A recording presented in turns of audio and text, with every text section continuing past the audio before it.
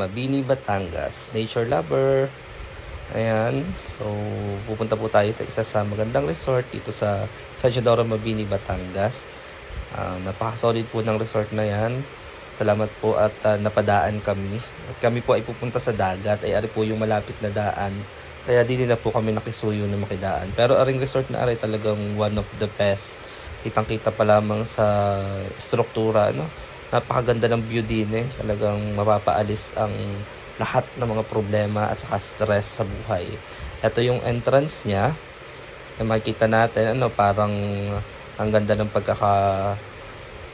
style, pagkaka-design. Ayan, so kita agad natin kung gaano kaganda ang view. Ayan, diga? Perfect. Alis talaga ang stress mo dyan. Pag ikaw ay nagpunta din, ayan nga, titingin tayo dun sa salamin para kita natin kung tayo ba ay ayos pa ang pag-iitsura. Ayan, video na kaunti, tapos bababa na tayo para makita natin ang beach at makaligo. Ayun, sabay sugbo na nga sa dagat si Pinpos, langoy-langoy. Sarap din ang kung makikita natin, napakalinaw po ng tubig dyan. Talagang fresh na fresh. Malinis po, talagang crystal clear. Saka napakaganda kung may dala tayo dito na goggles. Kasi kita natin yung corals, talagang sabi natin talagang sanctuary. Pagkatapos maligo, aakyat naman tayo sa Gulugod Baboy. Ayan. Okay. Ito'y taas lang po ng pinagliguan natin kanina. Siguro 1 oras kung lalakadin. Talagang naglalabas ang pawis. Pero meron din naman pundaan dito sa sasakyan papunta sa taas. At kitang-kita agad natin yung magagandang view.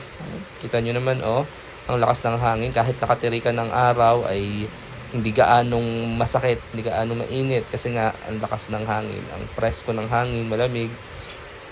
Minsan nga, madadala ka pa dyan, madadala ka pa sa maling tao. Ay, charot. Sa tamang tao dapat tayo pupunta lagi. Pero kidding aside, madami kaming nagpunta dyan. Kami mga magtutropa, talagang sinulit namin yung bakasyon. Kasi itong panahong ito ay talagang kailangan nating ma-relax. Makakita na magandang view. Kagaya niya, kita natin yung perfect scenery, ng dagat, ng bundok. Kita natin lahat. May mga barko din diyang nadaan. Wala lang tayong nahagip. Mga bangka. Ayan. Tingnan nyo naman yung hangin, Diga, napaka lakas. Sarap niyan, diga. Para kang nasa amihan. Brilyante ng hangin. Ilabas ang malakas na hangin. Ayan, diga. Kitang-kita ang lakas ng hangin.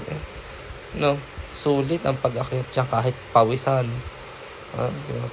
Kitang-kita ang pagkaluntian. Ayun, sabi ko sa inyo, diga. Parang paradise Ganyan kaganda ang view sa Gulugod Baboy. Masarap din diyang mag-overnight pag may dala kayong tent. Make sure lamang na malakas yung pagkakabit nyo sa tent. Dahil pag ganyan kalakas ang hangin, baka madala. Okay, so medyo pagod na kami niyan dahil ang dami na namin naikot sa Gulugod Baboy. 2 point yung pinuntahan namin. Dahil magkabila siya, para talaga siyang itsura ng Gulugod ng Baboy. Pero hindi naman yan yung unang punta ko kasi nakapunta na kami dyan dati noong 2012. Sabi ay magugunaw daw ang mundo. Nandun kami, makiya talaga kami dyan sa Gulugod Baboy at dyan kami nagsisigaw pa kami nung mga gusto naming alisin stress. Okay? Dahil dyan, nagsayaw na nga po si Pinpos. Hindi daw ayos ang taga-video kembot mo. Kembot pa. Nagbilang pa kasi. Ayan, kembot. Uso yan dati yun sa TikTok. Oo, nga naman. Talaga naman. Ayan, lambot na katawan. Maraming salamat po sa panonood.